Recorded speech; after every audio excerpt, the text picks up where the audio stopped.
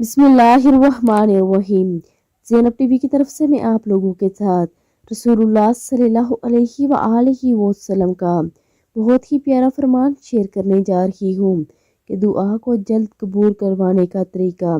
जुम्मा का दिन कबूलियत दुआ का दिन है। हज़रत अब्दुल्ला बिन मसूद रज़ी अल्लाह तआला अन्हो फरमाते हैं कि जब तुम में से कोई दुआ मांगे तो इसे चाहिए कि दुआ की इब्तिदा में अल्लाह रब्बुल इज़्ज़त की शान शान हम्दो सना बयान करें।